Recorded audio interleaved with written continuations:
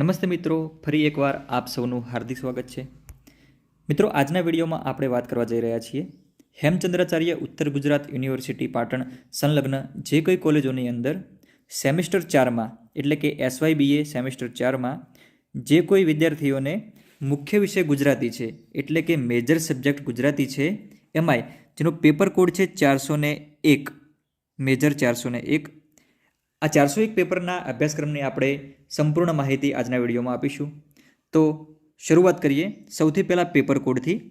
તો કોર્સનો કોડ છે AR24 MJDSC GUJ 401. કોર્સનું નામ છે સાહિત્ય કૃતિનો અભ્યાસ. હવે સાહિત્ય કૃતિનો આપણે અભ્યાસ કરવાનો છે, પણ એ સાહિત્ય કૃતિનું સ્વરૂપ કેવું છે? તો એ છે ગદ્ય. એટલે આપણને ખ્યાલ આવી જાય કે કોઈ ગદ્ય કૃતિનો આપણે અભ્યાસ કરવાનો થશે. હવે નિયત કૃતિ આપેલી છે દેવચકલી. આ દેવચકલી જે પુસ્તક છે એ કયા સાહિત્ય સ્વરૂપનું છે? તો એ સાહિત્ય સ્વરૂપ છે ટૂંકી વાર્તા. અને આ દેવચકલી ટૂંકી વાર્તા સંગ્રહના લેખક છે પ્રભુદાસ પટેલ. પ્રકાશક છે ડિવાઇન પબ્લિકેશન, અમદાવાદ. હવે કુલ 4 ક્રેડિટનું આ પેપર હોવાથી તમારે એક અઠવાડિયાની અંદર 4 પીરિયડ આવશે. એમાંય એક્સટર્નલ એટલે કે યુનિવર્સિટીની જે તમારી પરીક્ષા આવશે એ 50 ગુણનું પેપર આવશે. અને જે તે તમે કોલેજમાં અભ્યાસ કરો છો એ કોલેજ તમારી ઇન્ટરનલ એટલે કે આંતરિક પરીક્ષા લેશે, એ પણ તમારું ગુણ 50 ગુણનું આવશે, તમારું પેપર 50 ગુણનું આવશે.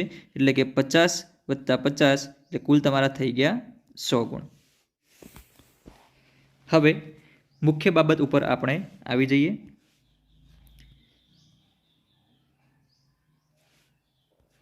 તો અહીંયા એક નોંધ મૂકેલી છે. કેવી નોંધ છે તે સૌપ્રથમ જોઈએ. નોંધમાં લખેલું છે કે દેવચકલી વાર્તા સંગ્રહની પ્રથમ 10 વાર્તાઓ પાઠ્યક્રમમાં નિયત કરવામાં આવે છે. આ સંગ્રહની અંદર કુલ 13 વાર્તાઓ છે. આ 13માંથી માત્ર ને માત્ર આપણે કેટલી ભણવાની થશે? આપણે બધી ભણવાની નથી, માત્ર ને માત્ર 10 ભણવાની થશે.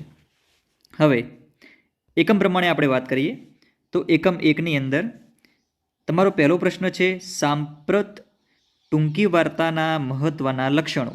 સાંપ્રત એટલે કે અત્યારનો સમય. અત્યારના સમયની અંદર જે ટૂંકી વાર્તાઓ લખાય છે એના લક્ષણો કેવા કેવા પ્રકારના હોય એ તમારે વાત કરવાની થાય. ત્યાર પછી બીજો પ્રશ્ન છે સાંપ્રત ટૂંકી વાર્તાની ગતિ અને રીતિ. રીતિ એટલે કે શૈલી. કયા કયા પ્રકારની વાર્તાઓ લખાતી હોય, કેવા કેવા શૈલીથી લખાતી હોય, પદ્ધતિથી લખાતી હોય, એની આપણે આખી ગતિવિધિ બતાવવાની છે. ત્યાર પછી એકમ 1નો ત્રીજો પ્રશ્ન છે કે ટૂંકી વાર્તામાં ગ્રામ જીવનનું નિરૂપણ કરતા વાર્તાકારો.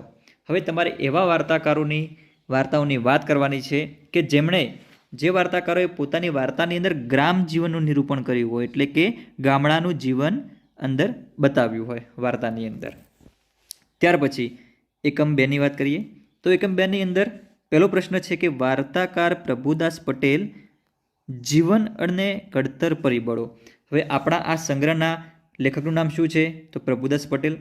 પ્રભુદાસ પટેલના જીવન વિશે આપણને ખ્યાલ હોવો જોઈએ અને એ સર્જક કઈ રીતે બન્યા, એમના જીવનની અંદર જે સર્જક બનવાના જે ઘડતર પરિબળો છે એ કયા કયા ઘડતર પરિબળો હતા, એ બધી વાતો આપણે આ પ્રશ્નની અંદર કરવાની થશે. ત્યાર પછી એકમ 2નો બીજો પ્રશ્ન છે કે સર્જકનું સાહિત્યિક પ્રદાન. હવે આ સર્જક એટલે કયા? તો પ્રભુદાસ પટેલ. પ્રભુદાસ પટેલે અન્ય બીજા કયા કયા પુસ્તકો આપ્યા છે પોતાની કલમથી ગુજરાતી સાહિત્યની અંદર? બીજા કયા કયા પુસ્તકોનું પ્રદાન કર્યું છે એ પણ આપણને ખબર હોવી જોઈએ. એક તો દેવચકલી આવશે, અને એ સિવાય જે એમને વાર્તા સંગ્રહ આપ્યા હોય કે બીજું કોઈ અન્ય વિવેચન આપ્યું હોય, દાખલા તરીકે એમનો બીજો એક વાર્તા સંગ્રહ છે વન્યરાગ નામનો, તો એ પણ તમારે લખવાનું થાય. એ સિવાય એમને નાટક ઉપર પણ કેટલું વિવેચન કરેલું છે, જો કોઈ સંપાદન કરેલું હોય તો એ પણ તમારે બધું લખવાનું થશે.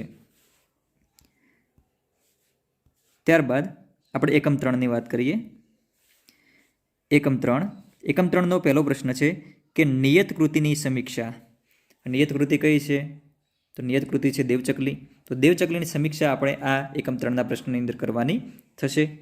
ત્યાર પછી ટૂંકી વાર્તાઓની આસ્વાદમૂલક સમીક્ષા. એમાંય જે આપણી 10 વાર્તાઓ છે અભ્યાસક્રમની અંદર, એ પરીક્ષામાં કોઈ પણ 3 વાર્તાઓ પૂછી શકાય.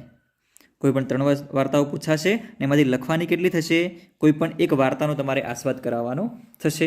ત્યાર પછી એકમ 3ની અંદર એક પ્રશ્ન આવશે ટૂંક નોંધો આવશે. કેવા પ્રકારની? તો જેમ કે વિષયવસ્તુ, કથન કેન્દ્ર, બોલીનો વિનિયોગ, પાત્રોના મનોગત, ઘટનાનું નિર્વહણ અને શીર્ષક. એટલે કે આવા પ્રકારની તમારી ટૂંક નોંધો આવી શકે. હવે આ જે ટૂંક નોંધો છે એ શેમાંથી પૂછાશે? તો વાર્તા સંગ્રહમાંથી. વાર્તા સંગ્રહ કયો છે? તો દેવચકલી. આ વાત થઈ એકમ 3ની. ત્યાર પછી આપણે વાત કરીએ એકમ 4ની. તો એકમ 4નું નામ છે ભાષા સજ્જતા.